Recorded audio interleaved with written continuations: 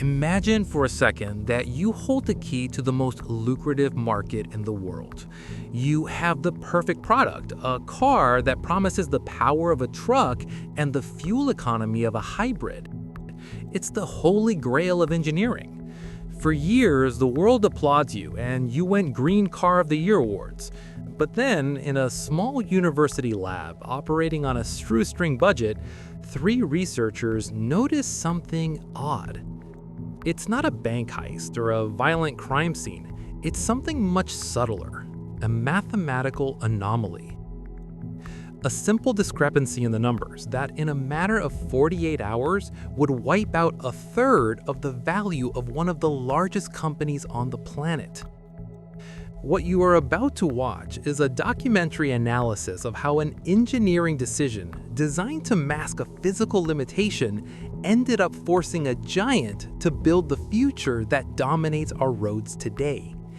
This isn't just a story of how Volkswagen nearly collapsed.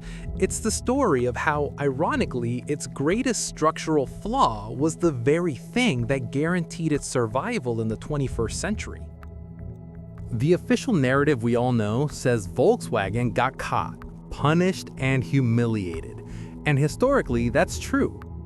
But if we look at the balance sheets and current infrastructure through an educational lens, a fascinating paradox emerges. The fines and legal settlements topped 32 billion euros. For any other company, that would have been a death sentence. But for Volkswagen, it acted as a forced catalyst. Today, we're going to dissect the profitable punishment paradox. How is it possible that the largest penalty in US automotive history forced the company to create the electric charging network that is now its greatest competitive edge? Sometimes, to turn a massive ocean liner around, it's not enough to just spin the wheel. You need to hit an iceberg to be forced to build a brand new ship. To understand the why, we have to go back to Germany in 2008. The atmosphere in Wolfsburg wasn't one of caution, but of unbridled ambition. Under the shadow of Strategy 2018, the goal was singular and almost obsessive: overtake Toyota and General Motors to become the world's largest automaker. But there was a massive geographic and cultural hurdle: the United States. American drivers didn't want Europe's small, efficient cars. And crucially, Toyota already dominated the hybrid market with the Prius. Volkswagen needed a differentiator, a blue ocean. The corporate answer was clean diesel. The marketing promise was seductive: German performance, fuel efficiency, and low emissions. It seemed like magic. And as we'll see in this technical analysis, it was literally an illusion.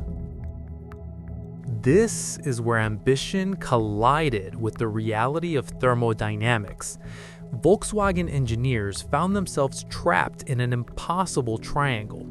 On one hand, they had the corporate directive to conquer the US at a low cost. On the other, they faced the strictest environmental regulations in the world, the EPA's Tier 2 Bin 5 standard, which drastically limited nitrogen oxides. To legitimately comply with this law, they needed to install large urea tanks and complex catalytic systems. This added thousands of dollars to the cost of each car and took up vital space, ruining the economic equation of the people's car. Caught between the budget and the law, the solution they found was digital instead of mechanical. We're looking at this from a purely technical angle, just to understand how the whole system failed. The fix they implemented is what's technically known as a defeat device. Now, this wasn't some extra piece of hardware. It was actually just lines of code hiding inside the engine control unit.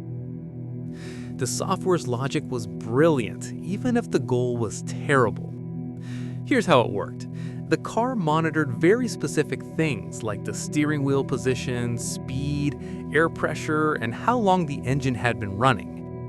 The key giveaway: if the car noticed the wheels were spinning at a steady speed, but the steering wheel wasn't moving an inch, the algorithm figured out it was on a dynamometer. Basically, it knew it was in a lab test.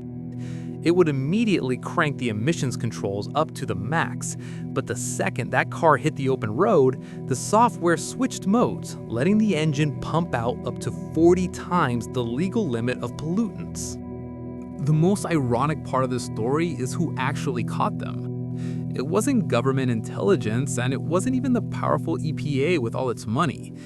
It was a small team from West Virginia University working with a grant of just $50,000. And here's the twist. They weren't even looking for fraud. The International Council on Clean Transportation hired them because they believed Volkswagen's diesel engines were so good that they wanted to use the data to convince Europe to adopt American standards. They hooked up portable measurement gear in the trunk of a Jetta and a Passat and drove up and down the West Coast. But the numbers didn't make any sense. Out on the road, the Jetta was blowing past the emissions limit by 15 to 35 times. They actually thought their instruments were broken. They had no idea they just stumbled onto the biggest case of deception engineering of the decade. At first, the company's reaction was total denial. For over a year, they blamed the issues on technical glitches and the weather, basically playing cat and mouse with the regulators. But it was a PR battle they were never going to win. The EPA finally got sick of the excuses and threatened the one thing that hurts way more than a fine: stopping the sale of the 2016 models. On September 18, 2015, the official notice of violation came out. Game over. In just 48 hours, Volkswagen's value tanked. The stock dropped 20% the first day and another 17% the next. Trust is the most valuable thing a German brand has, and just like that, it was gone. Let's look at the consequences from a forensic accounting perspective. The total cost of the scandal went over 32 billion euros.